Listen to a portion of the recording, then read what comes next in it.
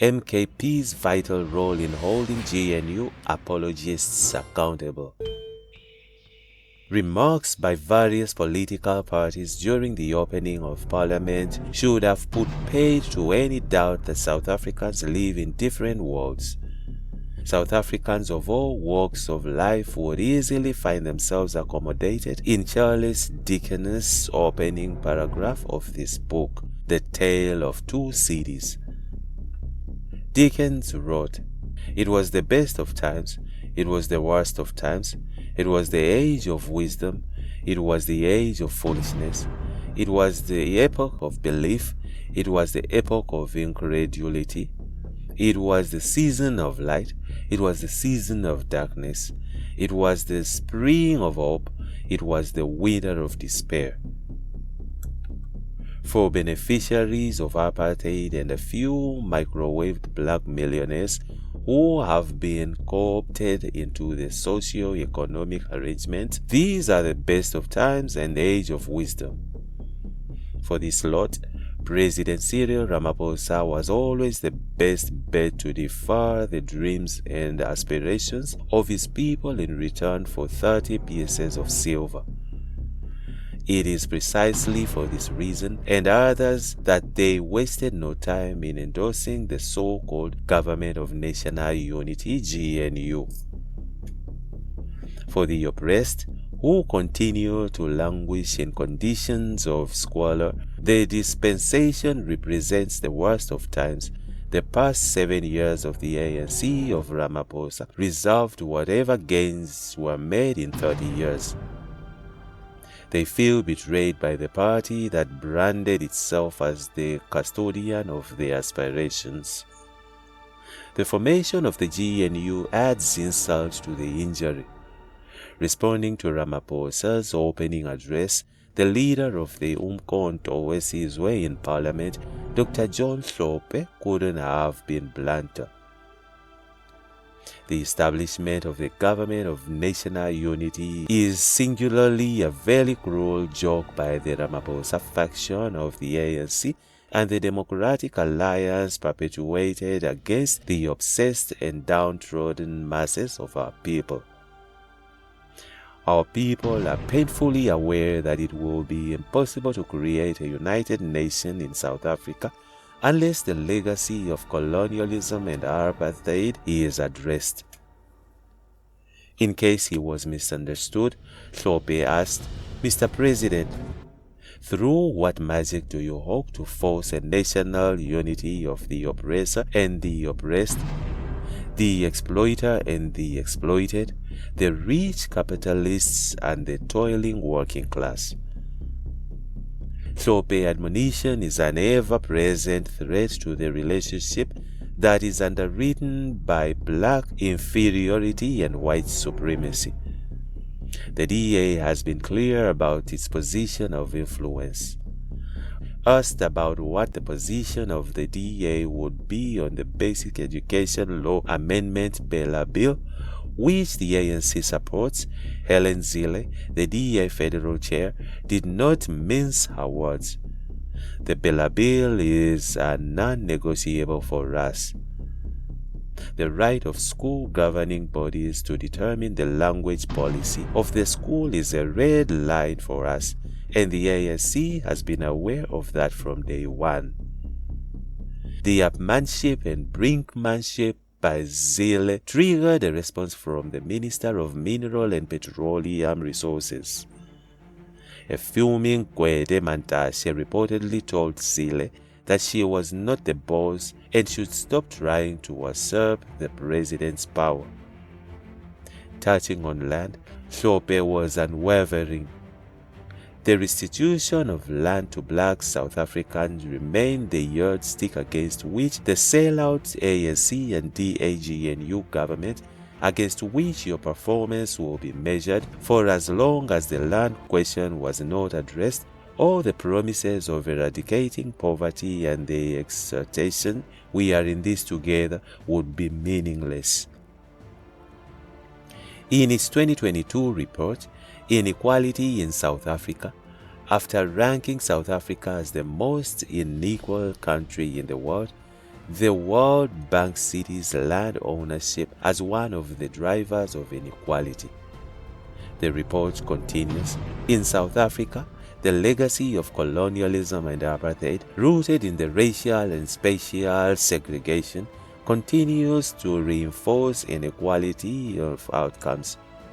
Inequality in household wealth and low intergenerational economic mobility entrench inequality of opportunities. Data reveal large disparities in holding of households' assets and liabilities, regardless of the component of wealth being considered. The top 10% of the population in South Africa hold 80.6% of financial assets. For the Umkhonto weSizwe Party MKP, nothing short of radical socio-economic transformation would address the socio-economic woes plaguing South Africa's society. More of the same, those represented by Ramaphosa, would only serve to defer or postpone the resolution of the current malaise. As of the Ikosope, EFF firebrand Naledi Chirwa did not beat about the bush. There is nothing the establishment masquerading as the government of national unity can do to deter us from seeking out our generational mission. The government of the ANC has not fooled all of us. The battle lines have been drawn. It is the GNU versus the people of South Africa. The youth will continue to chant, "Economic freedom is our lifetime."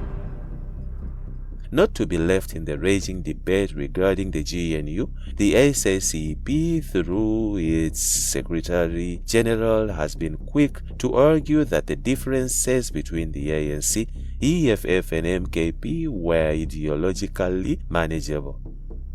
The strategic enemy of our revolution is monopoly capital, represented politically through the expression of a DA. Therefore, you can't treat the DA the same as the MKP party or EFF, irrespective of the differences between these two organizations. Not unexpectedly, the right monopoly-owned mainstream media has also been hard at work in presenting the GNU as the best thing since the advance of democracy. In its attempt to rescue Ramaphosa, who has since been described as a white monopoly project, mainstream media has lapped up and trumpeted Ramaphosa's version of the political developments. Masking an unmitigated political fiasco, Ramaphosa wants us to believe that the voters, through their votes, determined that the leaders of the country should set aside their political differences and come together as one to overcome the severe challenges that confront our nation. Understanding that this would not be enough to remove skepticism, Ramaphosa has sought to advance the view that the GNU is comprised of parties that are committed to the rule of law and constitutionalism.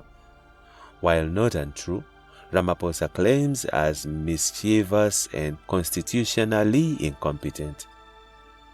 The mischief lies in his attempt to project the MKP and EFF as parties that have no respect for the Constitution and the rule of law. With no shred of evidence, the view has been repeated with gay abandon by political illiterates masquerading as professors of law and constitutionalism. What we're dealing with here is an ingrained prejudice that was unleashed against the former President Jacob Zuma and anyone associated with him. The Charlants subscribe to a view that if a lie was repeated often enough, it would resemble the truth. As a matter of record, the EFF has sought to use the courts to hold the executive to account. Sope's statement needs repeating. Let's deal with that. It is easy. A constitution is there, and it is binding upon all of us. It is the supreme law of the land. Indeed, laws of conduct inconsistent with the Constitution cannot withstand constitutional scrutiny. We intend to act within the law, and then the National Assembly will act within the rules and practices here in the National Assembly. We are not hooligans. We are going to act within the law and fight for our cause within the law. It also needs repeating that there is nothing wrong in changing and challenging the law and the Constitution. Charlatans would want to believe that the very Constitution charlatans swear by anticipates being subjected to view or amendments. Section 74 of the Constitution is dedicated to constitutional amendments. Section 74, subsection 1, for instance, may be amended by a bill passed by the National Assembly with the supporting vote of 75% of its members and support by at least 6 provinces in the National Council of Provinces. Section 74, subsection 2, argues that Chapter 2 would require 2/3 of the members of the National Assembly with a supporting vote of at least 6 provinces. Amendments are occasioned by new problems and developments that may have not been apparent at the time of the conception of the Constitution. Constitutions are there to serve the people, not vice versa. We need to disabuse ourselves of the notion that a constitution is so sacrosanct and that it should not be tampered with. If the robustness of the debates is anything to go by, the 7th Parliament is on a good start. Battle lines have been drawn between the apologists and the status quo on the one hand and those that want to change it. Professor Sipo Sepe is a higher education and strategy consultant. The views expressed in this video are those of the writer and not necessarily the views of IOL or independent media. And that's it from Injibs Network. Stay tuned to our celebrity news and gossip.